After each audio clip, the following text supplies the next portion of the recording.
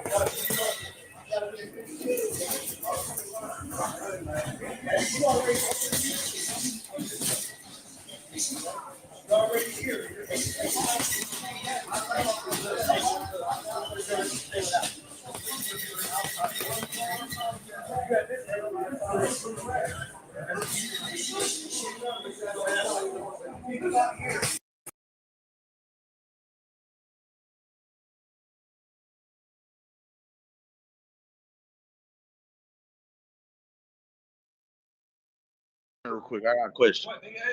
Come here, bring your bald head ass here. All right, hey bud, come here real quick. I got a question. Come here, bring your bald head ass here. All right, hey bud, come here real quick. I got a question. Come here, bring your bald head ass here. All right, so look, who you got? Hey, bald head in here. Hey, he showed me his shit. He said he snatched this shit off of me. Okay, so look, and I gotta ask you, who you think poses the biggest threat to Dev at 140? Shit. Because I mean, they all can crack. All the champions can crack. I think Tio. I gotta say, I think Tio. Now, the Regis, let's see. You asking me a question, I'm giving you that. Okay, Tio, Regis.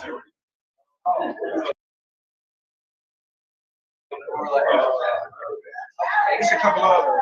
Rolly got special ed strength, but he ain't got. But he.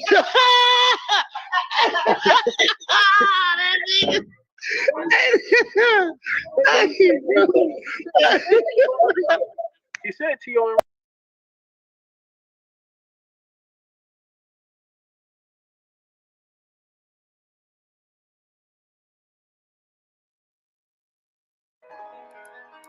Ain't this what they've been waiting for? Supporting me every day. You ready? It was just a crowd chanting my name. Terence. I used to pray for times like this, to rhyme like this, so I had to grind like this. It was a good experience, but this ain't gonna do nothing but make me stronger. I'll be back. I'll be back. That was my next question. What's next for you? Yeah, turn professional. Look out for me. And I said, yeah, I do. If you want it, you gotta see it with a clear eye view. Got shorty, she try and bless me like I said I do. Hold up, wait a minute. Y'all thought I was finished? When I wrote I asked them all, y'all thought it was rented? Flexing on these niggas, I'm like Popeye on the spinach. Double M, yeah, that's my T-Rose, the captain, I'm lieutenant. I'm the type of can the mean cast and grind like I'm broke. That Lambo, my new bitch, she'll ride like my ghost. I'm riding around my city with my hands strapped on my toes. Cause these niggas want me dead, and I gotta make it back home. Cause my mama need that bill money, my son needs some milk. The fighting pride of Omaha, Nebraska, USA. And Ring Magazine, an undisputed super middleweight champion of the world.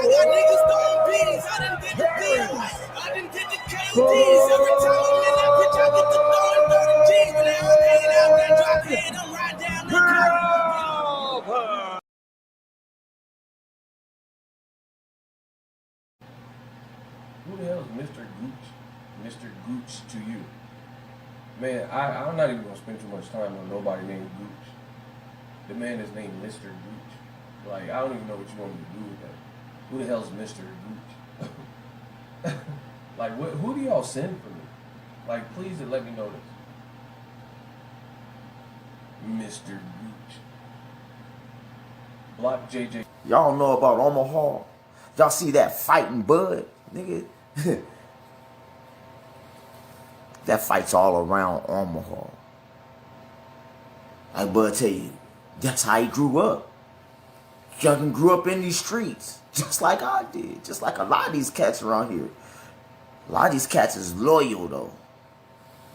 So when you talk shit, or you discredit one of ours, brother, yeah, the dogs come out and we coming out to bite.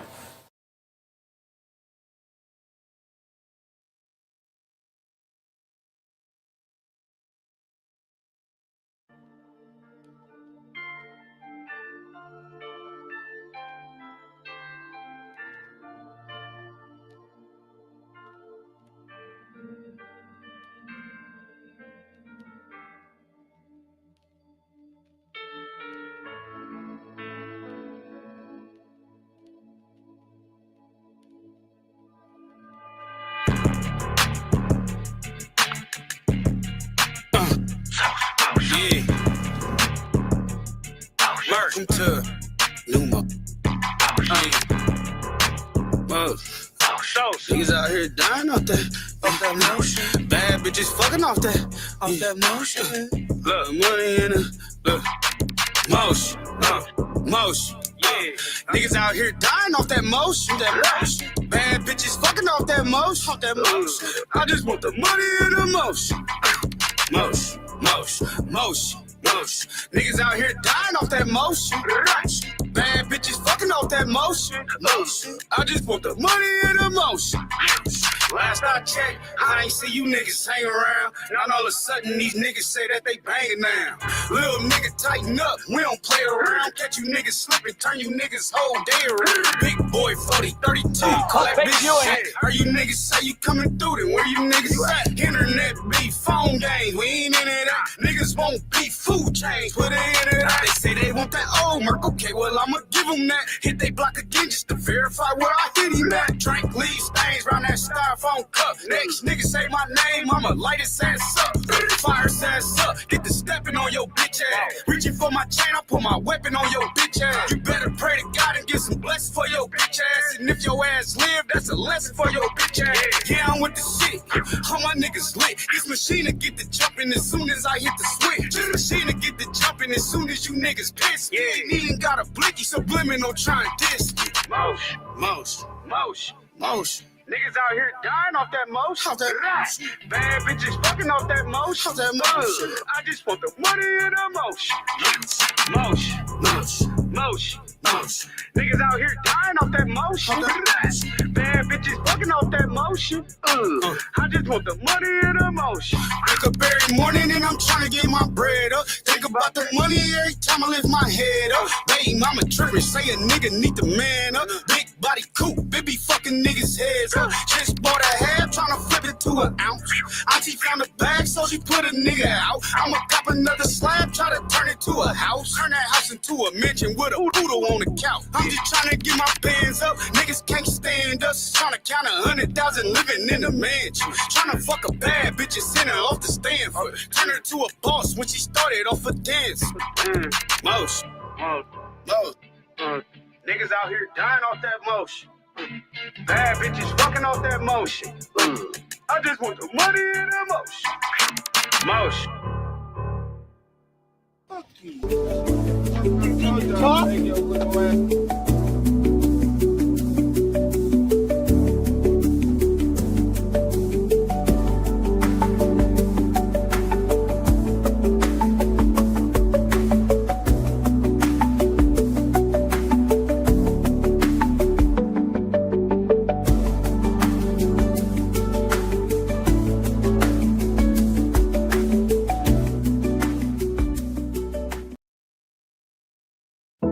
Mr. Goose to you.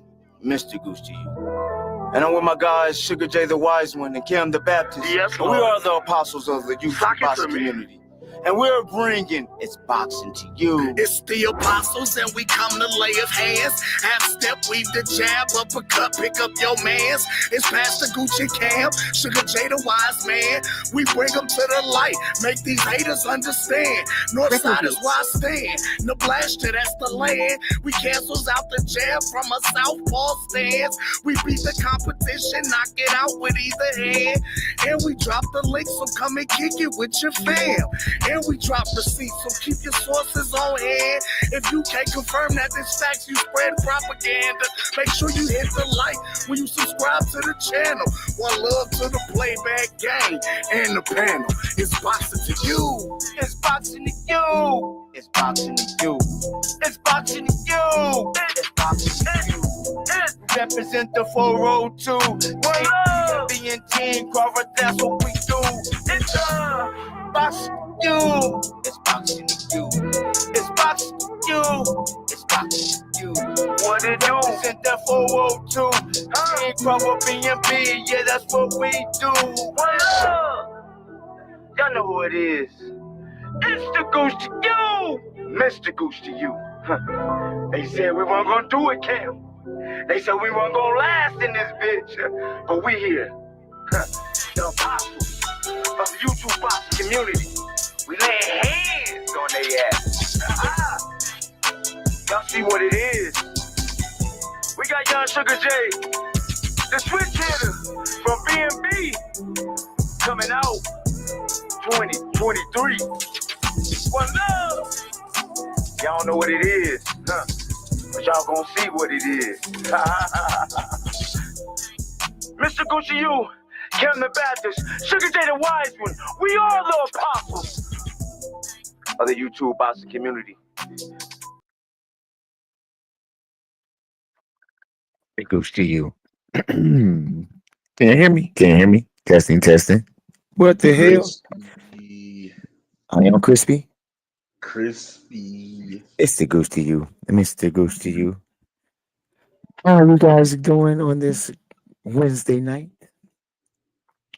Hold on 1 second. What? Dang it. Hold on 1 second, y'all. 1 second. Dang it.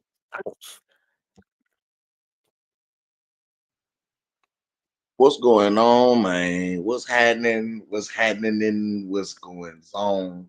What it do, what it is, what it could be, what it should be. What it ain't. How y'all doing? How's y'all What's doing? going down? How's your mamas doing? How's your pappies and grandmamas doing? How the kids? It's the Goose to you, Mr. Goose to you, Kim the Baptist. Hey man, say man, I don't know if y'all watched yesterday the Andre Ward and Terence Crawford interview, but that interview, if you fuck with the apostles, now if you rock with the apostles, that interview was basically what we've been telling them. But I gotta gloat. So no further ado, take the jab like button down. With Jag, just a guy. Thanks for the. Oh my gosh, I can't stand just a guy sometimes. That's my guy, you know. He's just a casual boxing guy. No further ado, let's hurry up and get to this interview with Andre Ward, Terence Bud Crawford. This is for educational purposes only. This is a reaction video. So please, YouTube, don't shoot the messenger. Hey, bro. I want to fight something, bro. Hey, bro. Come on, bro. Come on, bro. I want to fight something. Yes, he did. I'm glad I got witnesses. You don't remember the catch and shoot. Get that. Get that. Why you got me in the corner? Fuck out of here. I'm gonna get you. Yeah, now we good. I ain't going for none of them things. Yeah. Hey, oh, boy, that boy still got it. Come on, brother. Come on, bro. No, Yeah, you too better. strong for that. Watch Better. that. Do it again. Do it Over again. here. Do it again. Do it again. Do it again. Switch for 2 rounds. Bing, bing, bing. Come. That's Please take that. That's Don't ask me. Fight. Bite him. Bite him. Bite him. Get busy. Bruh. Yeah, get busy. Don't ask me where the do-rag at. Nothing. The nigga had Say get busy. Now headbutt. Do it again. Oh, my bad, y'all. He's trying to bite your nose. No, you felt that. Headbutt. He's trying to bite your nose. No, you felt that. I felt your chest. Come on, Red, bring it.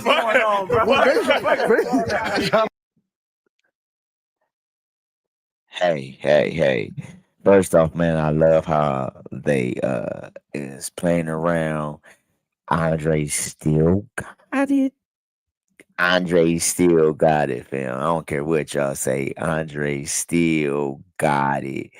I just like how they was playing around. Look at Shakur, you know what I'm saying, man. So yeah, and y'all gotta understand, I do for educational purposes only. I can't play it all the way through. So I am gonna be stopping, talking through it. Y'all know, so we won't get flagged, right, Kim? Right. Big fucking facts. Look, you gonna be the first. Look, It's a fair one. you gonna be the first one to go down, bro. Fair one, bro. What y'all doing, It's a bro? fair one. Look at him, bro. Your son about to jump in, bro. Look at him. He wants more. Hey, Kim. Hey, How, I'm gonna get him out of it's here first so I crazy can focus how on him. he was Look, just I'm a gonna look at baby him doing like both. big so I can focus on him.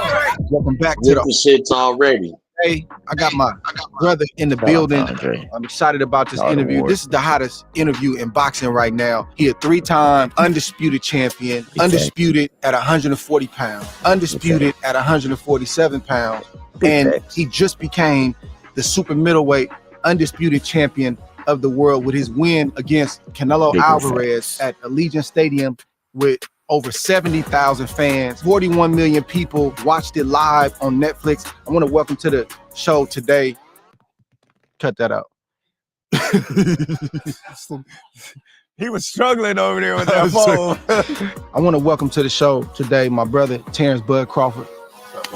Have you ever heard an old song that Damn. you really want to sample? My bad, ladies and gentlemen. Big dog, I appreciate the time. You start winning them big fights, the media got to come to you. So we had to come to you in Omaha, and we in North Omaha to be exact, man. So we appreciate you taking the time. And congrats on another historic victory against, another great fighter in Canelo Oops, my bad, John. Alvarez. He has been, the cash cow, the face of boxing, or one of the faces for a very, very long time.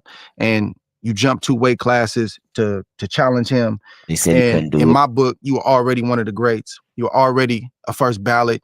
But with a victory like that and the way you did it, you take the GOAT conversation to another level. So Big have you facts. had time to process it and reflect on what you just did 2 weeks ago? To be honest, I've been getting that same question from a lot of people, and a lot of people ask me how I feel, and what it's like. And I tell them, like, when it's meant to be, you don't feel no different. Like, honestly, I don't feel no type of way because I already knew what I was capable of. I already knew what I was going to do once I stepped in the ring, which was win, like I've been saying. And it wasn't no surprise to me. It was a surprise to everybody else, just like the Errol Spence fight, So just like the Sean Porter fight, just like the Amir Khan, every time that they so-called say this is a step-up fight or this is going to be a tough fight, in the fashion that I win in, it's a surprise to them because Big facts, they don't man, believe. Big facts. So I just made a believer out of all the non-believers. I know you expected to win, but to believe you can do it and to do it is 2 different things. So what I'm asking you is, like, have you enjoyed the victory? Like, have you had a chance to, like, say, man, we really did that? Oh, of course. I sat down, and after each one of my fights, I just take a deep breath and I be like, it's over with, because the stress is off my back, the intensity, just everything that's around a championship fight is stressful. We put a lot of mental fortitude into You know what I mean? What we gonna do when we go in that ring and how we're gonna do it. And in training, making sure that everything is in line of what we're trying to accomplish. And when it's all said and done, when it's over with, you know, you just like, I did that. Got that off my back. Yeah, I did that. So before we get into the fight, man, you know, I appreciate the fits and the shoes and stuff like that a fighter has. So I got to do a little heat check for you with your outfit going into the ring. That's probably the rawest, dopest fit I done seen you with.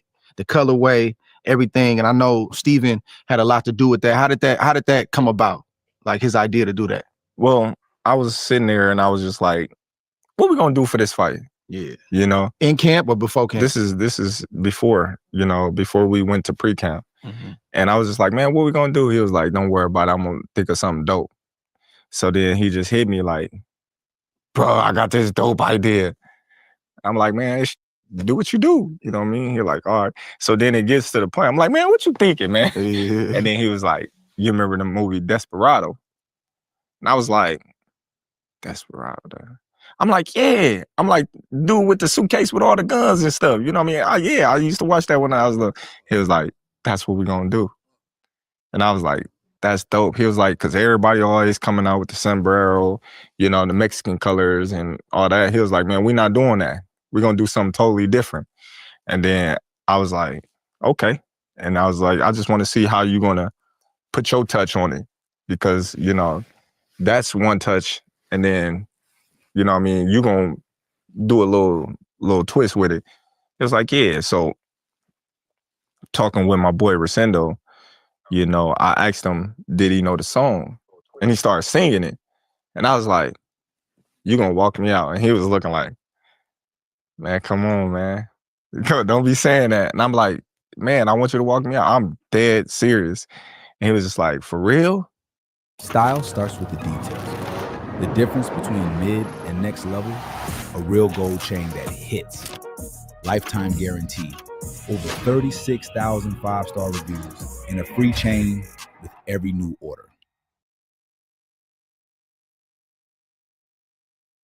And I'm like, yeah, I want you to walk me out, dude. And then he was like, man, that'd be so big for me. He was like, man, I gotta go practice. He was just like, man, I got the band, I got everything. I gotta go practice. Yeah, so like he was on to it. And then so he put his little input in on what to put on the outfit, you know. Oh, really? He had to say too. Yeah, so he was just basically like, okay, well, you know, this is popular in the Mexican culture. You know, this is, you got to have this on there on the trunks because this stands for this. When you're looking at the movie, the outfit and the chains and the certain things that was on his attire and his boots, you know, them meant something. So he was like, you got to have that. The Mexicans know exactly what that means.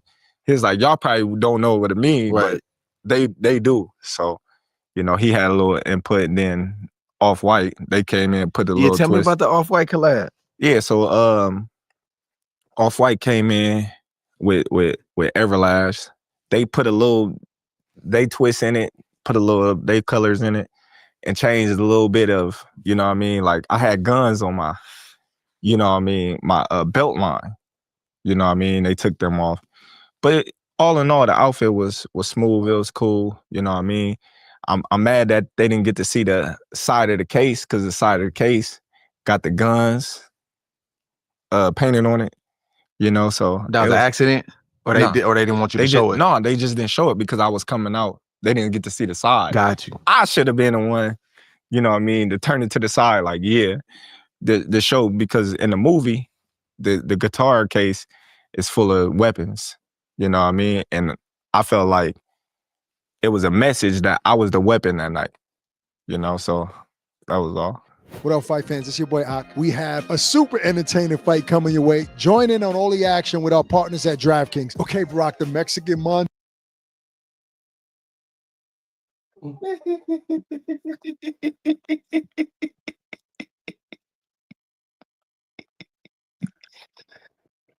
Oh, motherfuckers is fun tea.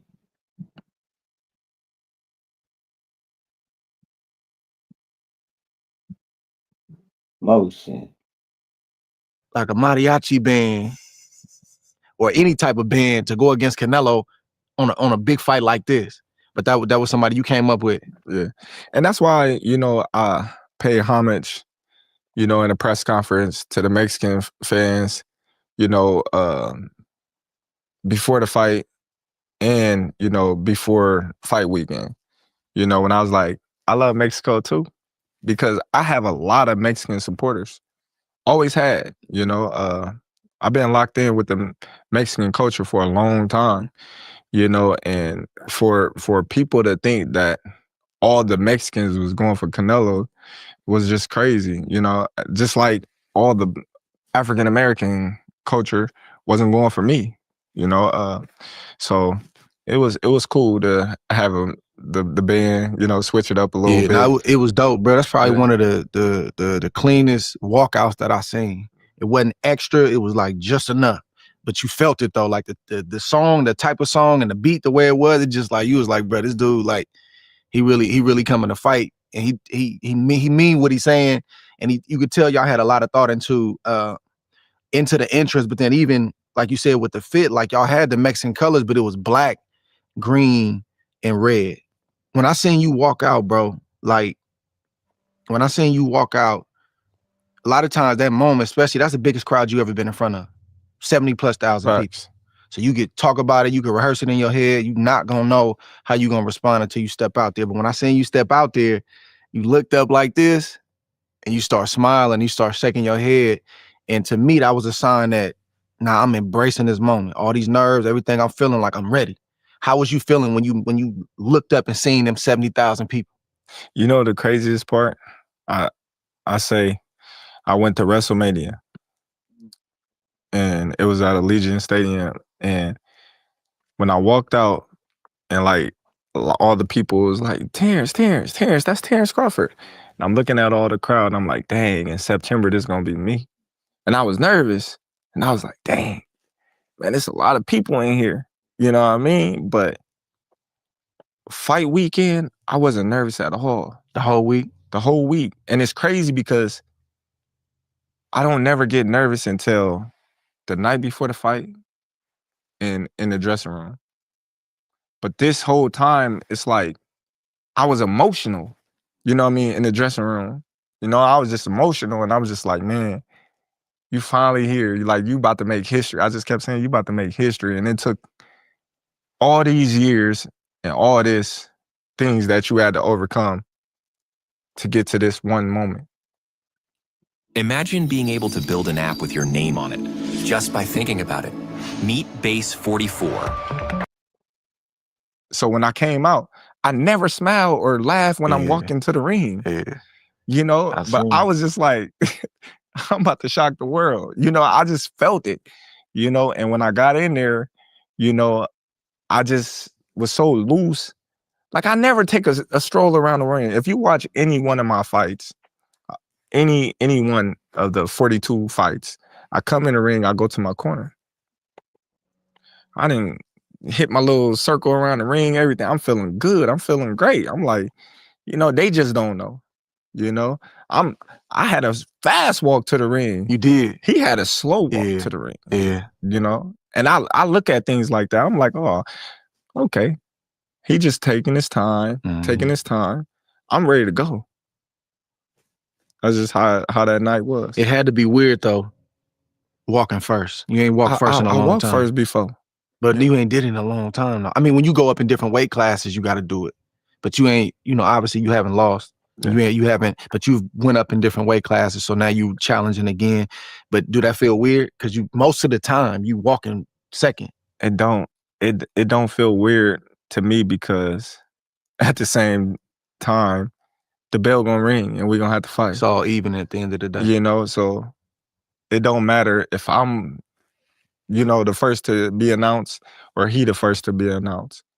You gotta fight. You gotta fight. At the end of the day, you gotta fight. Yeah. Take me back to before you made the decision to Let's talk about that real quick. Cam? Hello, Cam. The Baptist. Can you hear me? Can you hear me? You Oh, there can you hear go, there me? you go, there you go, there you Yeah, go. I'm here. I'm here. I'm here. I'm riding. Let's talk about this real quick.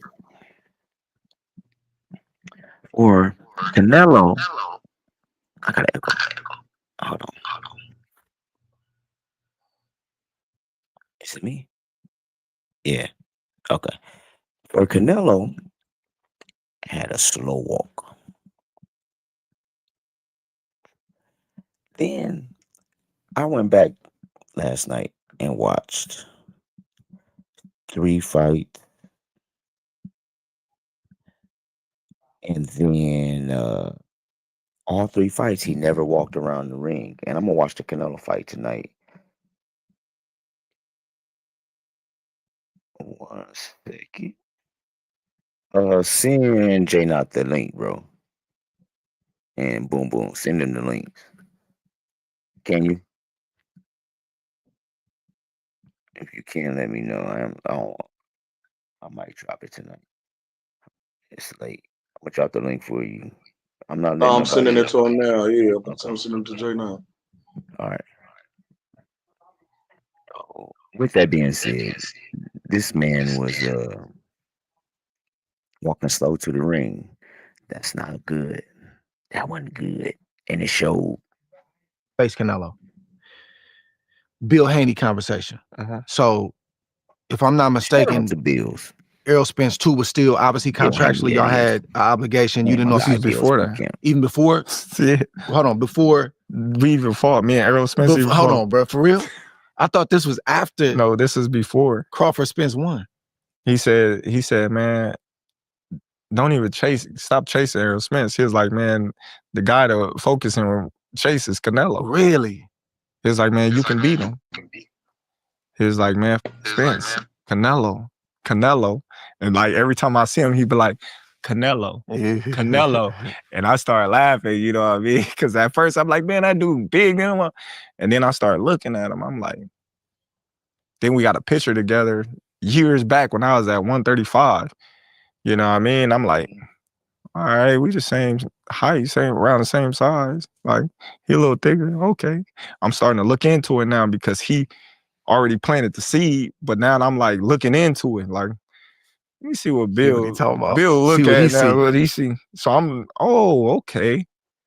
This is what he talking about. Cause he like, man, he's not a big dude. He just kept saying he's not a big dude and you can beat him. And then when I looked into it, I'm like, damn, Bill, right. You know what I mean? So then it was just like, okay, cool. Got the Spence fight. After the Spence fight, I'm like, I want to fight Canelo. You know what I mean? Spence was basically contracted to fight Canelo if he would have beat me at 164, you know? And I was just like, damn, since I beat him, I should get the opportunity. All right, shut up. You know what I mean? So it ain't going nowhere and things like that. So I'm like, all right, well, I'm done with 147. I ain't going back. I'm like, all right, I want to fight Fundor, you know, because I'm WBO. I can fight any one of the champions. He was WBC and WBO. So I'm like, I bet him 100 he couldn't last the 28-day military challenge. Why? Because most men quit by week 2. I want to fight Fundor. You know what I mean? He got 2 belts. I want to become undisputed at 154. That was my train of thought. But when he said he didn't want to fight me because I wasn't basically big enough, I looked at him like, huh? I don't sell. That's what his handlers were saying. Oh, I don't sell, and they want to fight Errol Spence because he's a bigger fight. But you knew what that was, though. Yeah. It's cool. It's cool. I'm not tripping on that because now they begging for a fight. Now they nipping in the bud. Now they want to fight me now. I don't sell, so there's no need for you to even mention my name no more.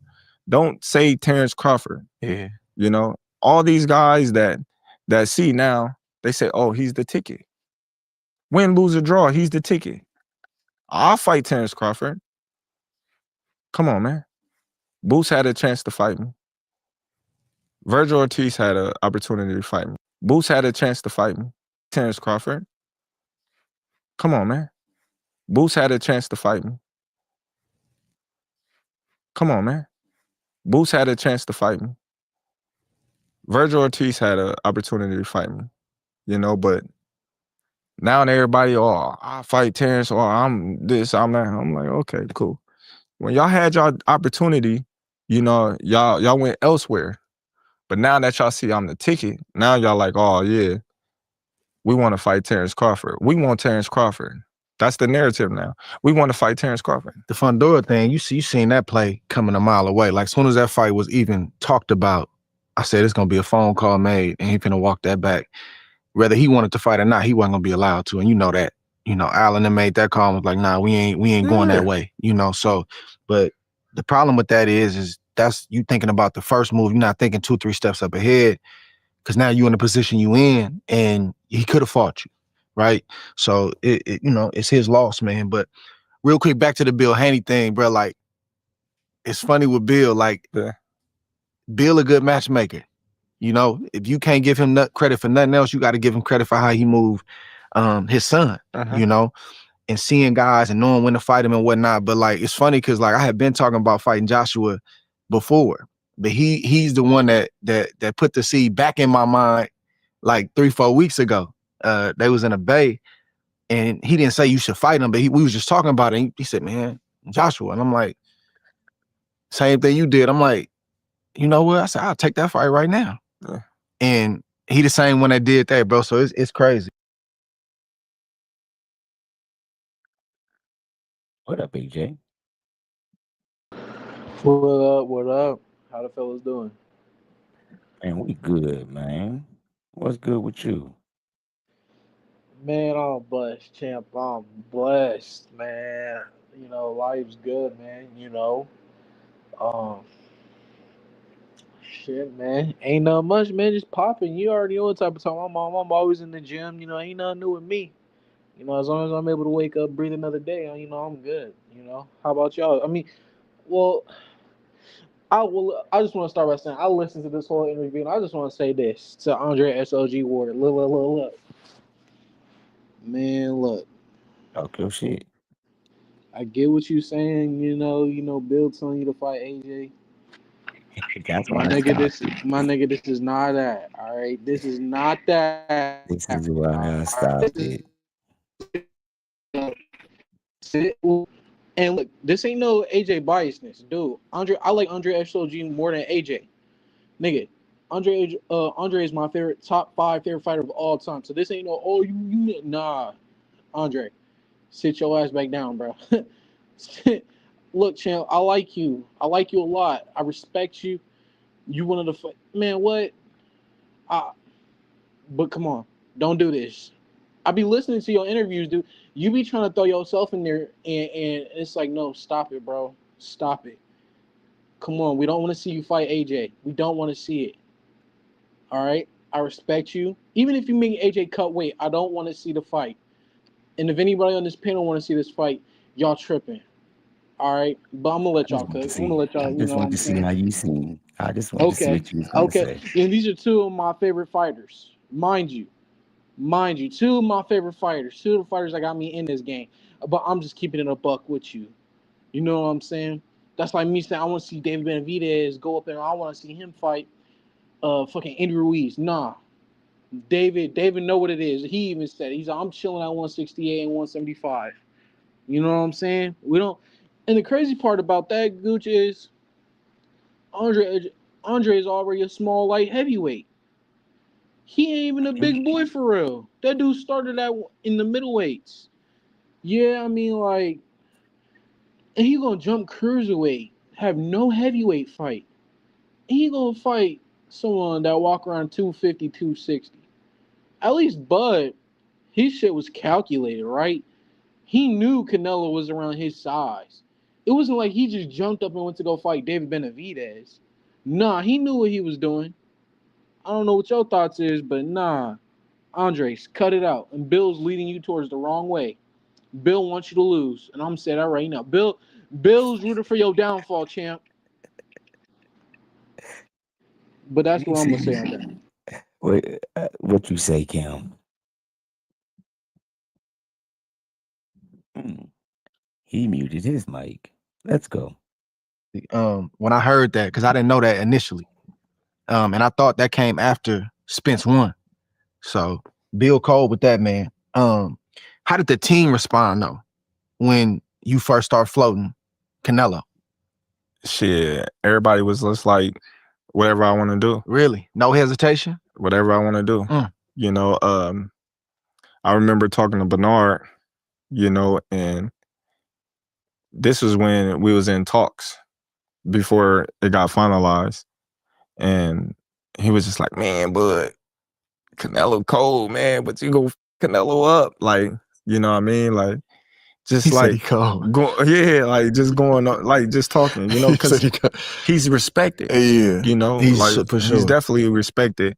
So we talking about it, you know, but I remember it was like I woke up and it was like 3 o'clock in the morning. I called him, you know, and he was like, man, everything all right, bud. I said, I'm gonna beat him. I woke up out my sleep and I called Bernard and I said, I'm gonna beat him. He was like, I know you is. You know, I was like, we gonna fight and I'm gonna beat him. Watch. I said, watch. This is way before we even signed the contract to fight each other. I woke up out of my sleep. I said, I know one person gonna answer the phone and that's Bernard. Let me call him. And I was just like, man, I'm gonna beat that. You felt it? Yeah. I've been felt it. You know, once I start locking in on him, that's why I said I'm hunting you. I want everything you got, and I'm gonna get it. You know what I mean? I already set my sights on him, so it wasn't nothing that he can do. If he would, the only thing that he could do in that moment was not fighting, and use I wouldn't get nothing out of win, lose, or draw out of fighting Terence Crawford. That was the only thing he can do is not fight me. I mean, that's what he started to say. I understand, but I'm just saying that's the only thing that he could do. Because taking the fight was, you know what I mean, all in my favor from day one. I knew I was going to beat him because when I look at the styles and I look at the styles that gave him problems, the styles that he lost to, you know, I have all them and some. So the blueprint was already out how to beat Canelo Alvarez. The blueprint never been out how to beat Terence Crawford. You ain't seen that yet. So I knew I had a good chance of winning. And you fighting both ways though. Mm-hmm. I feel like that wasn't talked about enough going into this fight. Like somebody that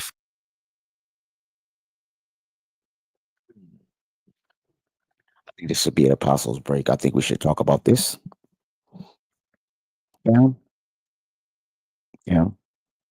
What has you been telling cats to do for the past since September 14th?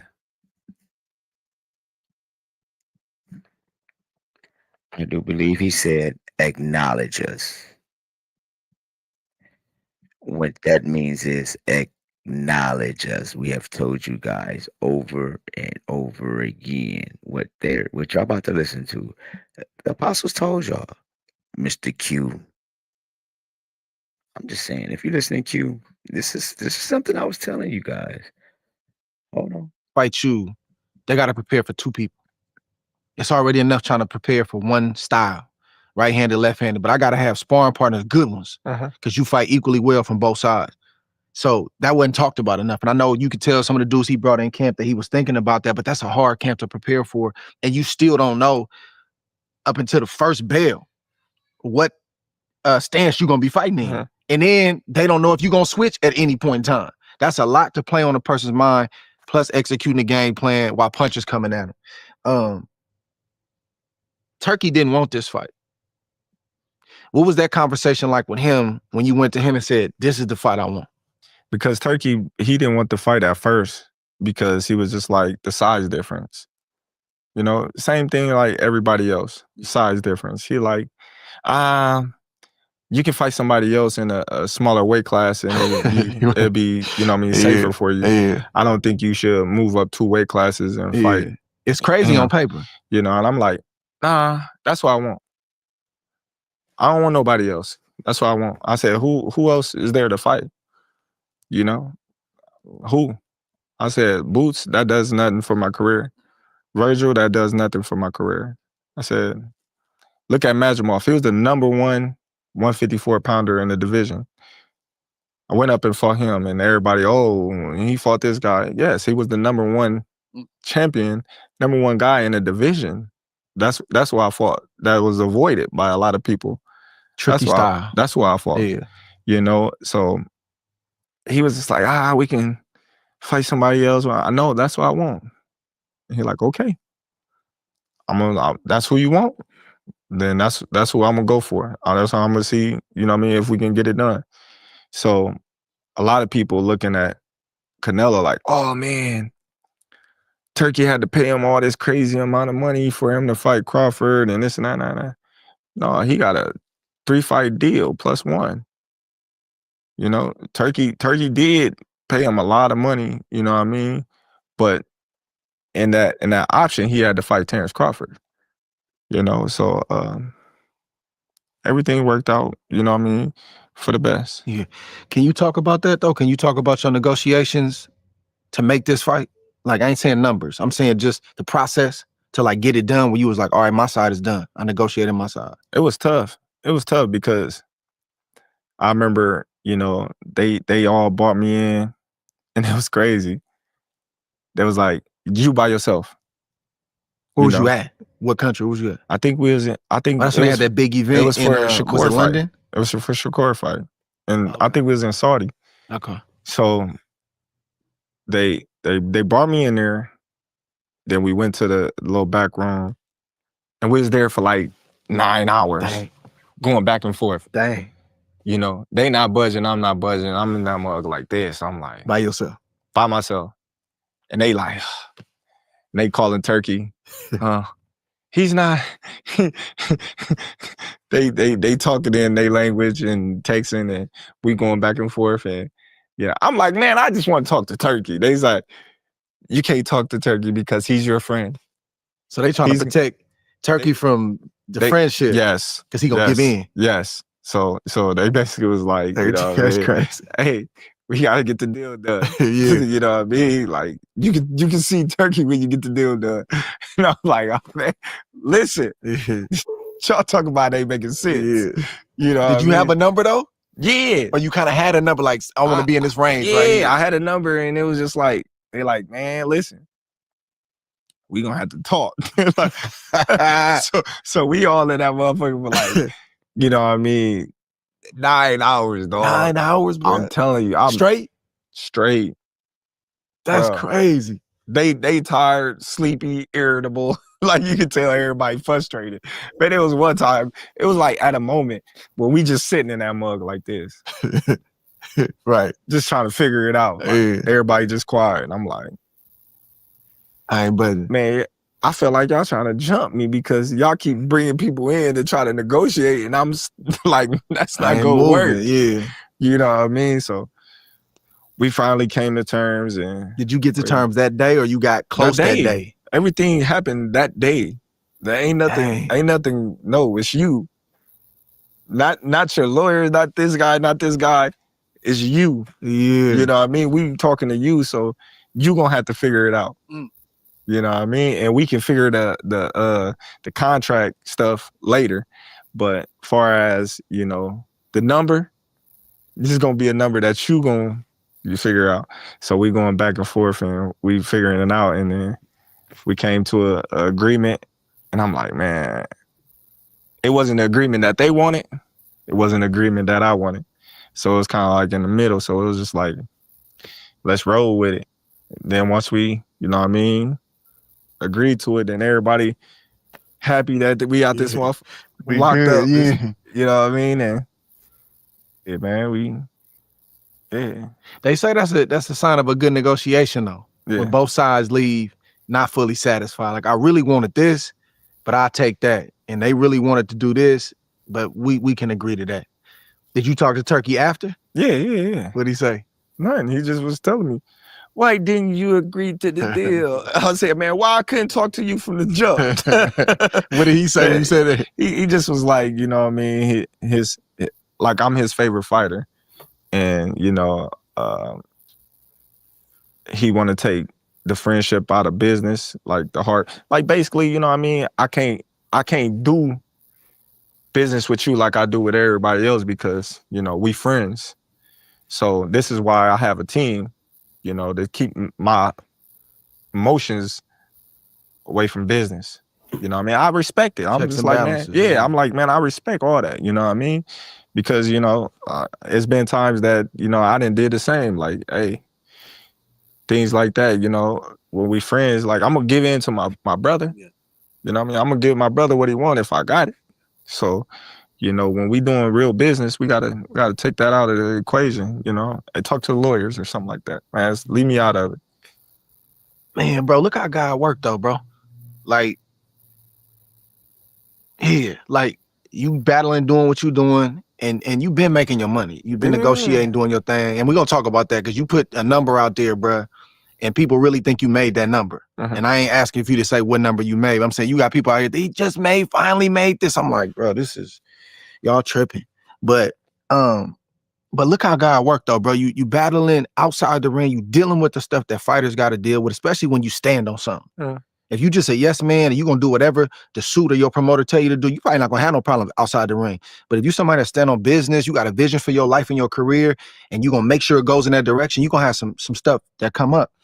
But you get a dude way across the world, bro. And you his favorite fighter. And he know everything about me. He know everything about you, and his main goal is to get you the big fight. Yes. Bro, that's crazy to me. When did you first meet him or get wind to him? Man, I got wind of him, you know, years ago. You know, there was actually, you know, somebody else in his position, you know, that I was his favorite fighter. You know, and he wanted to do business with me, but you know, he wasn't on the level of Turkey. They like, man, he nothing. So when Turkey came into position, you know, and I met Turkey, you know what I mean, it was just different. Like he wanted the best for me because he seen how, you know, I was getting blackballed. He seen how the system was, you know, doing me. He seen how, you know, the promoters was having this agenda to assassinate my character. And, you know, it wasn't just Top Rank, you know, it was, you know, other promoters like, oh, he don't sell. But when you look at every arena that I done fought in, I didn't packed it. Vegas, you know? MSG. It didn't matter where it was. Yeah. You know what I mean? Packed it, you know? And so he just like, you know, I dislike the promoters. Instead of them promoting you, they trying to tear you down, you know? But I just wouldn't let them. I just, you know, keep doing what I'm doing. And, you know, I always said, as long as I keep winning, that's all that matters. So when a lot of people say, oh, well, he was fighting Canelo for the money. You know, I got money. I been had money. You know, I could have been retired. You know, I was fighting for legacy. Legacy was what I was fighting for because I knew beating Canelo was going to do something that never been done before. You know, so my thing was, this is an opportunity for not only for me to shut all these people up that says all these negative things about me, but to be a slap in the face for all these promoters and managers that, you know, says all these things and say that I can't do this and I can't do that. Right. Look how God work. You stay down until you come up, man. He'll assign people to you to bless you and to get you where he wants you to go. And it's somebody that we never heard of. Dude just came on the scene and made you his priority, bro. So that's a blessing. And the thing about, like, he fighting Canelo or you fighting for a payday. Duh. Right. Who's fighting for free? No, I don't want just a payday. I want a career high payday. Facts. Then we gonna do the money thing, then we gonna do the legacy thing. Now, if I'm just trying to take it for the money and I really don't think I can beat you, that's a different situation. So people gotta understand, oh, you just want to do it for the money. Who's fighting for free? Nobody. Please tell me. Nobody. So I can't fight right until I get this fight right. Once I take care of that at the table, all right, let's go get ready now, get my body right. So I don't understand. So y'all need to stop saying, I know it's popular, payday. Yes, that's what you want when you fighting big name guys. I want that payday. They don't understand. They don't understand, bro. Like who you name me one fighter that's fighting for free? Like, nah, you take the money. I just want legacy. It don't happen. Man, going into this camp, bro, like what was some of the, obviously you didn't have to lose as much weight. People made a lot about you being a smaller fighter. They didn't realize how much you was boiling yourself down to get to 47 and even 54. You cutting into muscle, and they didn't realize that you got a big frame. So, like, how much did you go into camp? I seen what you posted on the scale.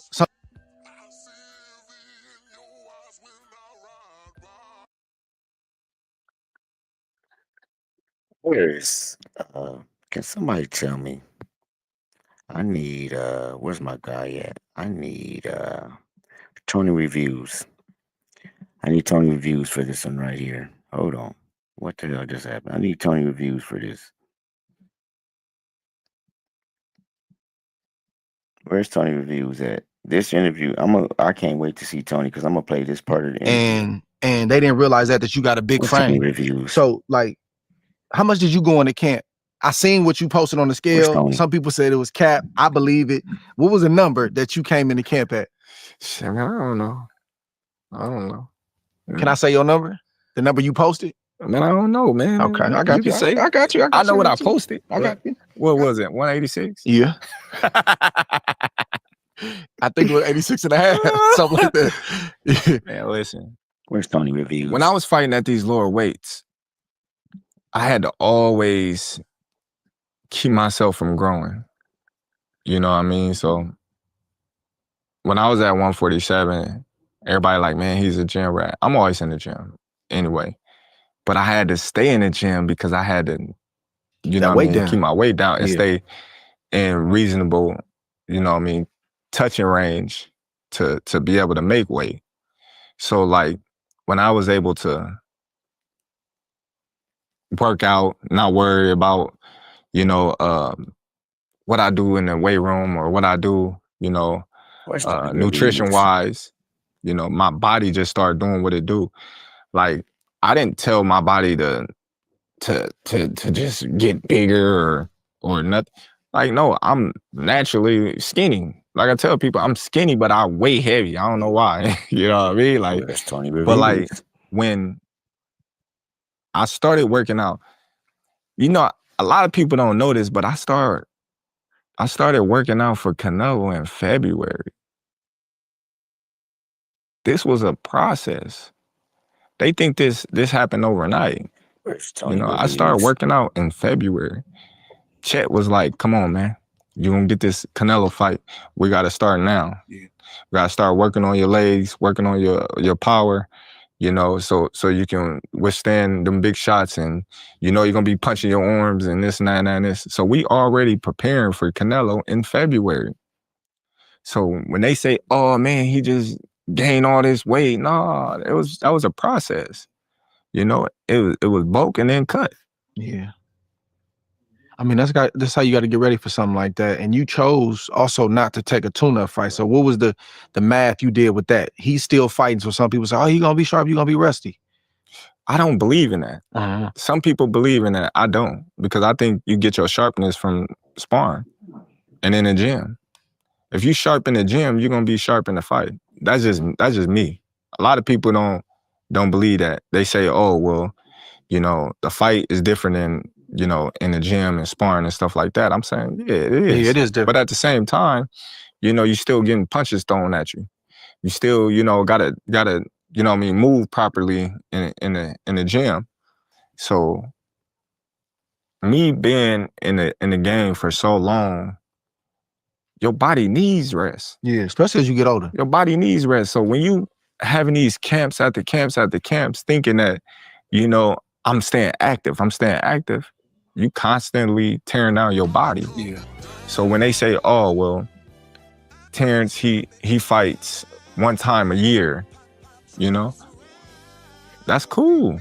You know what I mean? For me, if I fight twice a year, that'd be great. But one time a year, hey, I'm giving my body the proper time it needs to recover, you know, because as I got older, that's just as important as anything else is recovery, you know? So when you listening to your body and your body telling you, oh, my knees hurting from all this running, my ankles hurting from all this running, my elbows is hurting, my hands, my wrists, you know, my neck, you know, things like that. You gotta listen to your body and just say, all right, decompress.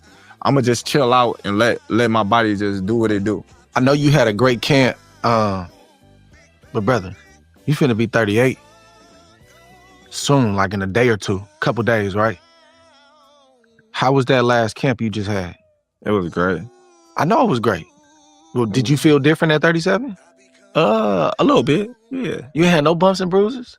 Man, we always got bumps and bruises. I'm saying bumps and bruises at 37. Man, I had bumps and bruises at 27. You know what I mean? Like different at 37. Nah, man, it's all the same. Yeah. You're not never gonna go into camp and come out, you know, 100% healthy. You know, and a lot of people is asking me, you know, how did I feel? You know, I had a lot going on in camp. This fight, the last fight, the fight before. Life stuff and the pressure of the fight. Yeah, but like injuries too. Injuries too. Like, so you didn't go into that fight 100%, you think? I asked for no details. No, not at all. No. I don't know when did I ever win in a fight. You know what I mean? But like these last few years, I'm way past 100%. But it's just what we got to deal with. You know, that's why we have the technologies we have to recover. You know what I mean? Some days, like you told me this, you and Tim Bradley, if y'all went in there and be like, hey man, you need to take some days off, like a whole day off, you know, not no active rest, just a whole day off, you know, recover. Just go sit in the sauna, steam room or jacuzzi, something, just relax. I still would be running myself in the dirt because I always felt like if I put more days in work, then I got just as much days over him, then he's not going to be able to catch up. Yeah. You know, so if you resting and I'm working, I got you. Because in the heat of the battle, when it comes time for us to go head to head, you going to gas before me. I really believe that. If I take my body through hell in training camp, you know, and I'm tired and I'm aching, I'm pain, and I got all these pains, and I'm working through that, what can you possibly do to me to stop me from doing whatever I want with you? You know, I already been through the fire. This is fun now. You know, my body was aching, hurting, and I was like, in my mind, you better keep going. Ain't no stopping. So in a fight, you know, if I get tired or if I get hurt or anything, you know, my instinct's gonna pop in. Oh, we been tired before. Then that second wind kick in, then it's, you know, kill or be killed. Yeah, that rest, man, especially as you get older, like I said, bro, it's essential, dog. Uh-huh. You gotta do it. Like, I wouldn't have did it either. I had a good coach, brother, had, you know, he knew me, and I fight with him all the time on it. But if he didn't do that, like my desire to win and not wanting to lose and all that stuff, I'd have overtrained every time. Uh-huh. You know, so when you get older, you start spending more money on rehab, taking care of your body, massage therapist, physical therapist, and you do on actual training, bro. Yes. That thing shift. Your money starts shifting on that. Ice bath, you gotta do all of that. If you ain't doing that, you losing. You know why? Because you got everything already. You is who you is. So when you younger, you trying to find your way. You trying to learn as much as you possibly can. You trying to see what works and what don't work. You know? So it's like, man, I gotta do this. Man, I gotta spar this dude to see if I'm on that level. But when you get to a certain level and you get to a certain age, you already know what works and what don't. Yeah. You know what you got to do. So it's like you don't got to drill yourself in the ground because you already know how to get there. You know how to get ready. You've been there before. Yeah. You know what it feels like. So it's like, oh yeah, I take a little time to let my muscles recover, you know what I mean? Then I can get more out of it. You're gonna be stronger the next day. The next day. Because because the experience. But when you don't got the experience, you trying to figure it out. You're like, man, I gotta work. I gotta work. Yeah. But then when you get to that point where like, oh, I can take a rest day because, let my muscles, recover so I can get more out of it. In this fight, I ain't gonna get tired. I've been here before. I put the work in. That was always my fear, is being in a fight and getting tired to where I couldn't perform. Ooh, man. And he not tired. And I done lost like 2-3 fights in the amateurs, and they was hard. And I'm talking about me fighting for my life. Right, and I'm right, like, I never want to experience that ever again. Straight up. So I would just work tremendously hard to where it's like, that's the only way you can beat me, is if, I don't prepare properly. Man, I want to get into the fight, bro, but how does Terence Crawford spend the day of the fight for a big fight like that? How did you spend the day of the fight? Like before you went to the ring? Whole day. Yeah. Just you have any visitors? You got any people coming to see you? Yeah, people come here and there, but I be chilling. Yeah. I thrive in chaos. I was brought up and born into chaos, like around me. So like when some people, they be like, man, it gotta be quiet. I don't want people around me. I don't want no noise, no nothing. No. Man, that don't affect me. None of that. Like, I be looking like, bro. Yeah. And you be chilling. Yeah, like Shakur come up there, like, hey, bro, there's too many people in your room. We playing spades and stuff. He like, it's about time you go to bed, champ. I'm looking at Shakur. I'm like, yeah, you right. I'm gonna go to. All right, y'all gotta go. I got my little bro, man, kicking everybody out. It's time for me to go to sleep. Then I just lay down. I'm like, man, I ain't even sleepy, dude. All right, as long as I'm resting, you know what I mean? Stuff like that. But nothing affects me when it comes to like me getting in the ring, because I'm already locked in. Once I lock on something, nothing else matters at that point in time. Like when I'm locked in, like we can have a fight, we can argue. I was arguing before my fight. I was arguing, you know what I mean, all night. That doesn't, once it's time to lock in, none of that matters. It's like I got a blank memory. Like none of that, I don't remember none of that until after the fight. Once it's time to, you know what I mean, seek and destroy and kill, it's like a straight line. Nothing else is there but that line. That's a beautiful gift though. Yeah. You know, because a lot of cats can't turn that switch on. Like everything has to be perfect for me to perform good. But you know how it is. You getting ready for a fight, but life's still happening. I'm still getting phone calls. What happened? Who did what? What they say? Yeah. You like you say, you got arguments going on. And this stuff the week of the fight. Because most of the people, the night before, bro, even our family, bro, they there, but they really don't know what this is about. Like to most family members, it's a party, it's an event. I swear to God. Blood fighting, Dre fighting, Shakur fighting. It's a party. It's like, this is not a party, bro. Like I'm finna risk my life. Yes. But they'll start an argument or do something crazy. But for you to be able to turn that switch, brother, it's a beautiful, beautiful gift. And then you dealing with the chaos that's surrounding the fight. And to be able to block that out and lock in. We talked about the ring walk, bro. So the bell ring and you go straight out there, hit him with 2 jabs and stay in your ground. So I'm like, okay, so he trying to send a message. What message were you trying to send? Was that intentional or it just happened in the first couple seconds? No, I'm like, I'm coming right at you. Because, you know, there was this big blow up thing, like I was scared of him. That's why I like, man, I ain't scared of shit. You know what I mean? Big blow up thing. Yeah, because he was just like, you know what I mean? He said he didn't say it, you know, but they was saying in the back that personal. That yeah, like I'm scared of him. I'm like, scared of you? Like, me? Oh, man. So I'm like, when this bell ring, I'm coming right at him. You know, and just let him know that I'm gonna be here all night. I ain't going nowhere. Talk me to the fight. So, you know, I'm touching him. I'm like, dang. All right. You know, I'm like, he's trying to will me to sleep because I'm like, this dude don't punch this hard. So I'm like, man, he trying to trick me. So everybody like stay focused. Don't fall for it, but stay focused. Stay focused. You know, and then a couple of times that I, you know what I mean, mix it up with him and we in there.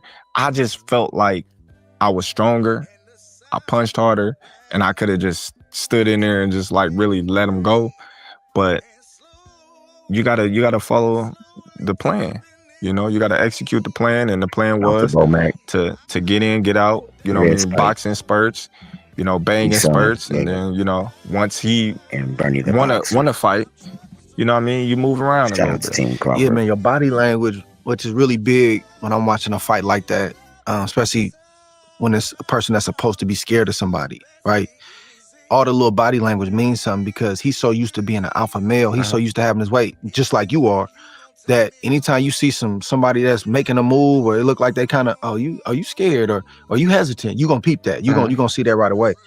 I didn't see that from you, man. I seen even when you was moving, I knew you wasn't gonna run. I've never seen you run in a fight before. So I was like, the challenge for Bud going into this fight is, can he be disciplined to box? Because he really don't want to be boxing. He really want to fight. Right. He'll move, but he really don't want to move. Yeah. And Canelo's like that too. He'll move, but he really don't want to move.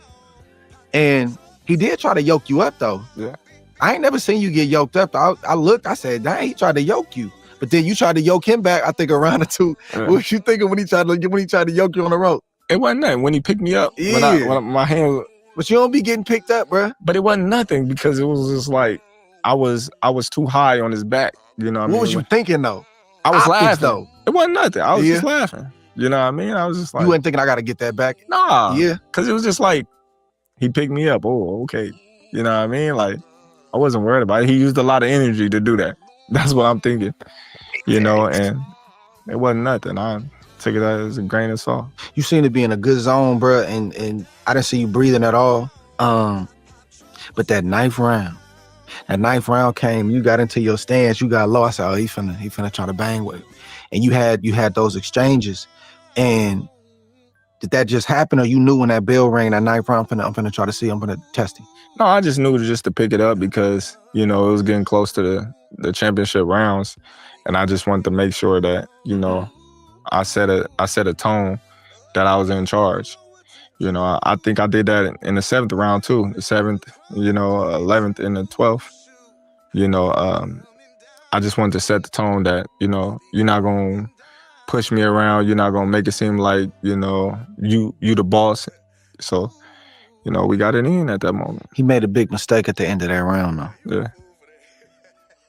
He reached out and acknowledged that he shook his head and yeah, we ain't doing that. Yeah, that's a big mistake. Yeah, we ain't doing that. And he really made the first mistake at the weigh-in. Yeah. People don't understand. Like, that don't mean everything. That don't mean that Terence is gonna win the fight or whoever gonna win the fight. But when you break that stair, it wasn't just him breaking the stair first. He reached his hand out to you at the weigh-in. I said, ooh-wee. Then he did it again in the 9th round. When he did it in the 9th round, I say, yeah, this fight, it ain't over, but it's over.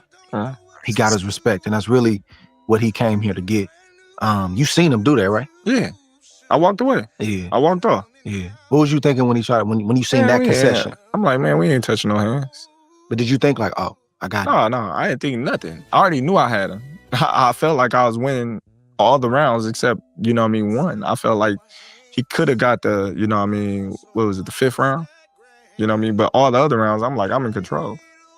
You know, but not knowing how the judges see it, I got to make sure, you know, from history, I got to make sure I win these championship rounds because we didn't see fights like De La Hoya, Trinidad, when De La Hoya think he got it in the bag and, you know what I mean, he lose.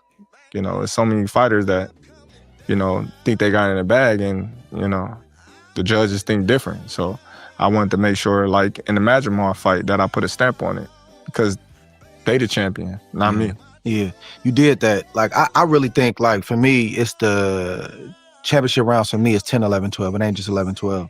And in those rounds, you did that. And you really needed to do that because on the scorecard, you lost that 12th round, but you got a split draw. Yeah. We having a totally different conversation. And maybe y'all run it back or whatever and make more money, but it could have got handled that night. So I think that's just the instincts that you have being a winner. Like, when you used to winning, you kind of know like what you got to do to keep winning. So, you know, I thought that was just a that's the way you're supposed to finish that fight. How nervous were you waiting for the decision, given all the stuff you just named about how Vegas can be? I wasn't nervous at all. You weren't nervous at all? At all. I was emotional because I already knew I had it in the bag. You know what I mean? That's why I dropped down to my knees like, dang. You know, I just started getting emotional because it's like the journey was long.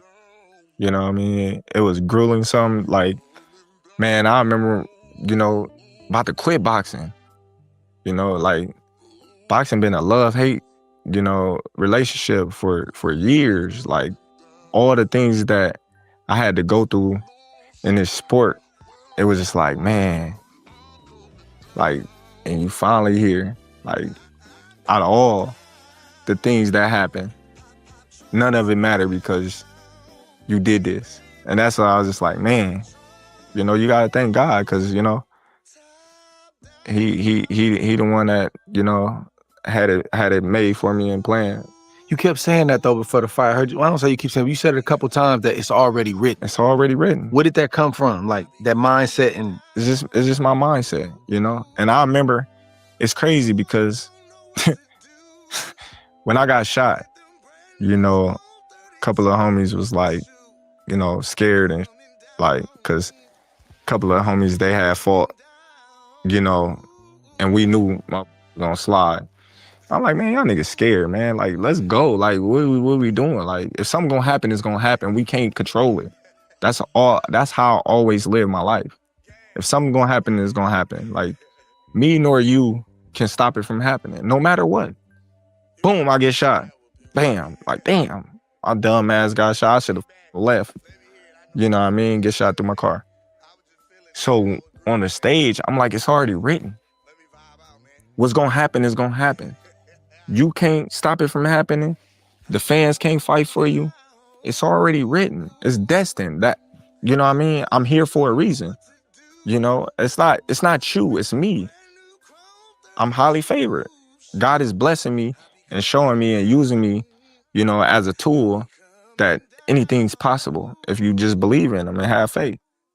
So there's nothing that Canelo could do that night that, you know what I mean, was gonna change destiny. So I was just like, man, I let everybody know. You know, it's already written. Like, that's why I wasn't nervous. That's why I wasn't worried, because I knew I prepared myself to the best of my abilities, you know, and that I have the skills and the ability to do anything I want in the ring. Yeah, man, that's powerful, because you got to have the works part. You got to put your work in. You know, you can't be saying, nobody can say they believe in God gonna do this for me, and then you don't put the work in. Faith without works is dead. You know, you got to put both in. But to have faith in a power that's higher than you, it brings you a lot of peace, because you know, I can only do so much, like you said. But then your mindset, though, that's the part that, you know, I think you can develop that over time, and I think that it can become stronger and stronger. But it's a lot of great athletes in the world that are maybe more skillful than you, skillful than different people, but they don't have that thing to lock in, that deep belief that I don't care what you say, this is what's gonna happen tonight, and then go out there and do it. That's the different, that's the separator. You feel me? That's the different stuff. And that's why you only got so many all-time greats. You only got so many greats, and then you got everybody else. Yeah. After that fight, either the press conference or in the ring, did y'all have any exchanges? Did he say anything to you? Did you say anything to him? No, he just was thanking me and telling me that it was an honor for him to share the ring with me and things like that. And I was just like, man, same. You know, like, I respect Canelo. You know, like, I've been a fan of Canelo since day one. So, like, to be able to share the ring with him, you know, it was dope, you know, and for him to give me the respect that I always gave him, you know, it was definitely dope, you know, it was dope. I gained a lot more respect for him, the way he handled that, because he could have played, you know, he could have played the role of, I thought I did enough. That's all he had to say is, I thought I did enough. And that would have lit up his fan base, and it would have been a whole discussion about it. And he could have took that route, man. And I know dude is a competitor. He didn't get where he got to not being that. But the way he did that, Man, bro, I really respect that Yeah. about him, man. He didn't make no He didn't excuses. take nothing away from your mom. No nothing. Yeah. Yeah. That's why I said, man, like it was dope. You know, you got some of the reporters, you know, trying to persuade my what was going on in there, and he just kept it solid. Like, you know, they like, what was it? He like everything. He has everything. You know, and I was thinking, I was like, man, that's dope because they still trying to take it away from me. You know, they still trying to put their narrative out there. But he like, nah, he got everything. He won the fight. You know, it just wasn't his night, you know, and I respect that because, you know, he handled his loss like he did all his wins. I respect it too, bro. What was the first thing Turkey said to you after the fight? I don't even remember. I think it was like, good job, congratulations or something. Yeah. Can you explain to the people, bro? Because it's a whole lot of confusion online about why you gave them belts back. People really think you got them belts and you were supposed to keep them and you gave them back. Can you explain to people why you had to give some of them back? Well, you know, belts is like a trophy, you know, so of course, after the fight, we get the belts. We get to take pictures with the belts. But them his personal belts. I'm gonna get my own personal belts. Well, we gotta return the belts. So the respect that I have for him, just like I have for Spence, you know, just like I have for any other champ that I took their belts from, I personally wanted to give the belts back to Canelo. You know, that's a sign of respect. So, you know, I'm looking for him. I'm like, hey, you know, where Canelo at? They like, oh, he in the press conference. They didn't want to let me in at first because they thought that we was trying to, you know what I mean, be on bullshit or whatever the case may be. So I like, hey, man, open the door, man. I'm trying to give him his belts back. Like, I can come by myself because, you know, I was with everybody and they was just like, all right, you know what I mean? We don't want y'all trying to come in here and bombard his press. I said, I'll wait, you know what I mean? Like, it's all respect, you know, and I just, you know, told him, thank you again, you know what I mean? This is like a sign of respect. I want to be the one to give you your belts back because, you know, you didn't have to fight me, and it's just, you know, a sign of respect. That's one thing I've always respected about you, bro, is like, you know, you are a competitor, but when you win, you don't disrespect nobody. You don't try to, you know, drag nobody through the mud. Like the same thing with Spence, you know, all the talk that was had and all the stuff that was said, not just from him, but just fan bases. You could have easily did that, you know, and been like, I told y'all. And you did do that, but it wasn't in a disrespectful way. And you probably could have celebrated more and you didn't, bro. So I respect that about you. You know when to be a competitor and when to be a man and say, you know, I've done enough. Man, what's life been like for you? I know your phone blowing up since that win, bro. Man, it's the same. My phone been blowing up, but it's the same, bro. Like, man, I live a chill, humble life, man. Come on, bro. Man, your life is the same. I'm saying your personal life, but I'm saying you don't have more noise around you. Hey, can I get Bud? Can I get Bud? Can I get Bud? Well, they probably calling Julie now. Julie get blew up? Yeah, Julie probably get blew up for me to do all kinds of interviews, but I'm chilling, man. Like, of course my phone been going crazy. Like, man, sorry all y'all fans, you know what I mean, that inbox me if I ain't got back with y'all. It's text lit. message. Inbox lit. Man, it's been crazy, you know what I mean? But I just been like just focusing on my family, chilling, you know what I mean? You've been away. Yeah, enjoying, you know what I mean, the downtime and things like that. Man, bro, that's the best.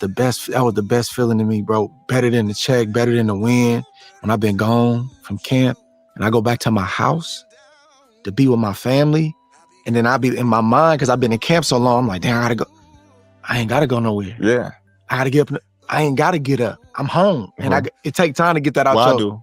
What you gotta do? So as I got home, it's like, man, I gotta get up, take these kids to I'm talking about training though. Oh yeah, training different. I ain't gotta be at the gym. Yeah. I ain't gotta run the mountain. I ain't gotta spar today. Your brain's still kind of turned on to that, and you gotta remind yourself, like, nah, I'm good. I can do my regular life. Yeah, you know what I'm saying. But you gonna get back in daddy mode ASAP. Yeah, hey, it's like soon as you get done, you know what I mean, she hand you all the kids. Oh, it's my turn now. She been holding it down. Yeah, you know what I'm saying. You got an extensive real estate portfolio. Yeah, and maybe you didn't talk about this a lot coming up, but I thought that was an element, man, I wish you talked a lot more about, because it speaks to who you are as a businessman and what. To stop this, you guys, for the simple fact of the matter. Hello, Quentin. You came in just in time. Well, you just announced yourself just in time. I need you to listen to this because you, in the debate, was talking about he's not a businessman. He's bad for business. I need y'all to listen to this. Mr. Quentin, QB. You done. How many properties you got if you cool saying it? Man, I got a lot. You got a lot, okay? Hey, look. The thing is, but you know you done already said it though. I know. Okay. All right. The thing is, and in the words of all the PBC followers and fans, I'm a bad businessman. That's what they all used to say. Remember? I bad business. He was listening. Should have just took the 70-30. I should have just took what Spence got me. Quentin. I guess I'm a bad businessman because look at me now. Yeah. And you playing Monopoly too, bro. You got your own street, Terence Bud Crawford. That's in the North Omaha. North Omaha. You got a lot of houses on there, bro. You playing Monopoly in real life. I own 11 houses on that street. On that street. 11. That's crazy. That's crazy. For That's sure. crazy. Trying to buy them all. You trying to buy some more? I'm trying to get them all, man. I'm trying to be the first that came up out the hood to say I own the hood. You bought it back. Bought your block No, back. personally own it. How can I call this my neighborhood if I don't own a house? Yeah. You know, our people is, delusional at times. You know, they claiming things that they parents don't even own. You know, they written. But it's a beautiful thing that I'm blessed enough to be able to say I had a lot of great mentors, to guide me and teach me the ropes and show me new things and, You damn Skippy. Damn Skippy, Quentin. I'm loving every bit of it. You lucky, boy. You lucky. We're going to talk. I'm going to call you on your Friday. me having the humbleness to listen, to be taught, to not think that I know it all, and that's just how God has blessed me. Because when I started getting money, went the other way. I wouldn't know what to do with it because we wasn't ever taught financial literacy. We never was taught that in school. Our parents wasn't, wealthy and things like that. So we gotta fend for ourselves. We gotta learn on the road. We gotta learn, from the people that's making all the money. We gotta learn from those people that do what they do, and I was blessed a long time ago to invest my money the right way and, put it in the right, portfolios and, 401k, this is everything, trust funds, all that stuff, so yeah, I can just say I'm blessed. Man, you breaking generational curses. For sure. It's powerful. I don't like being no messenger boy or nothing and bringing up no rumors, but it's a little rumor out there that you might be. I seen an old video of your mama saying you might be cheap. Now some people say frugal, right? They think frugal and being on top of your money is cheap. Would you say you cheap? And what is cheap considered? What is that? I don't know. I don't know. They've been calling me cheap since I was a little kid. Why though? Because I used to always just keep my money. You ain't spend your money? Like, so you got a little kid. You got a little kid that's like 15 years old, probably with like 30 bands. Mm-hmm. That's at crazy. 15. That's crazy. But Dusty. Yeah. But you stacking it though. Hey, Dusty. You stacking it though in the cup. Like, man, hey, let me get $5. Yeah. Or let me get $1. You be like, man, I only got a $10 bill. I ain't breaking no $10 bill to give you $5 or $1. Right. You know what I mean? And it's just like everything I got, I earned. Like, when I turned 16, I bought my own car. Like, nothing was given to me. Nothing was given to me. My mom stopped buying me clothes in the 7th grade because her and my dad got in an argument. She mad at you. No, her and my dad got in an argument. But I'm saying, did she stop buying you stuff? No, they got in an argument. My dad said, "Oh, I'm buying all T clothes. I don't want you to buy it." So it's like, all right. Well, your dad gonna buy you clothes, so dad send you money. Things like that. I'm like, man, start buying my own stuff. But I used to never buy stuff. I used to keep my money. You know, my mom, she'll buy me stuff here and there. She shouldn't buy you nothing. Your dad said he gonna buy these. Cool. But I always have my money. So my coach, my coach would be like, "What you saving that money for? I can't take it with you." Because I'll be on tournaments. My dad would give me money. I was get paid by USA Boxing. I had a little job at the airport and things like that. And I just never used to spend it on nothing. So everybody just always been calling me cheap. Cause I just always hold on to stuff. Hey, whatever you doing, brother, is working. Keep doing it. Man, you gotta, when you beat Spence, you came home, you had a celebration for all of Nebraska, bro. 15,000 people came out. I've never seen nothing like that before in my life. Y'all getting ready to do it again tomorrow. How does that feel to be able to run that back, especially coming off the win you just had 2 weeks ago? Oh, man, I honestly believe this one gonna be bigger than the Spence. Than the 15? Man, I think this is gonna be bigger than the Spence. And it was. Like, the support and the amount of people that came out, like, it was unreal. Was you expecting that many back then? Nah. That's why I said it was unreal, because it was just like, all these people here for you. Little Bud.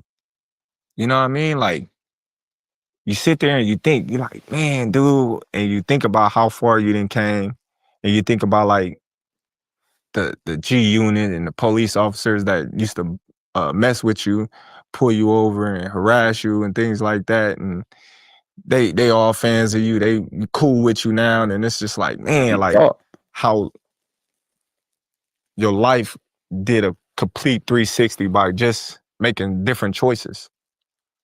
Just different choices. Like, I could have easily been like, man, I'm gonna keep doing what I was doing. But I was just like, man, you know what? I'm gonna change my life. I'm gonna stop hanging out. I'm gonna focus on my craft and stop doing things that I was doing, you know, and God took me here, in a matter of, you know what I mean, months, just by me being humble and staying down. You know, my first call was Tim Bradley. That's what started it all. I wasn't fighting. I wasn't doing nothing. I was just chilling, you know what I mean, training. And I got that phone call, and that was the light that sparked it all. You know, me sparring Tim Bradley, and then it's been up ever since. What does that win mean for B&B, your three coaches? You know, Saul, Red, and Bomac. They don't get the credit that they deserve. And Bernard. And Bernard. Yeah, Bernard. You can't leave Bernard out. Yeah. He wouldn't let you if you tried. But what does that mean for them, like saying that we did it again? It just shows that, you know, coaches can work together without having egos. You know, you never seen a team like me, ever. There's always been a head coach. Always. Coming from Omaha, you never hear about these type of athletes, #1 athletes, and this and that and this from Omaha, Nebraska. So they don't get their recognition that they deserve. Because if they was in a bigger city, or if I had one coach that was doing the type of things that they was doing, they would have all the awards. They have all the awards. You know, if I was in a different city, if I was, you know, putting myself out there and acting crazy and got this big following, I would have had more awards than I do now. Because just the popularity back then, you know, and I felt as if, you know, I should have won the Fighter of the Year award when I beat Spence. I felt like I should have won the Fighter of the Year award when I became undisputed. Facts. Because they didn't give it to me when I became undisputed, but they gave it to Lomachenko when, you know, I mean, he didn't become undisputed, but he was unified. You know, Devin had the WBC. They gave it to Usyk when he was undisputed. They gave it to Inoue when he became undisputed. But Terence, they didn't give it to him when he became undisputed in one of them reigns. You know, so it was a little biasness, like I always said. So let's see. They say, oh, he fought one time, but look who I fought and look what I did to him. That's worth 4 or 5 fights, yeah. What I did to Spence, none of them other fighters can compete. He was ranked number 5 in the pound for pound list. I'm beating people that's on the pound for pound list, but they say, oh, you're not fighting nobody. Canelo on the pound for pound list. Let's see what they do this time. They're gonna say I fought one time. See, that lets you know, like, fighters a little throwed off, man. You do something to them, they like elephants. They don't never forget. He gonna remember this till the 80 years old. He gonna be talking about how he should have been, and I got my list too. Trust me. I know you can't get into what's next. You might not even know what's next. But can you at least say how you leaning? What you feeling? How I'm leaning? Just yeah. Yeah, man. I'm leaning like this. That's why my back hurt. They say I need to work on my posture. He said I need, and Julie over there, she gonna say, sit up. Sit up, Terrence. Yeah, sit up. Like, sit up, Terrence. I'm chilling, man. Like, to be honest, I don't know what I'm gonna do. You know, like I said, you know, everything's up in the air right now. I'm just, you know, enjoying my family, enjoying, you know, to be able to say, you know, look what I accomplished or what I'm about to accomplish next.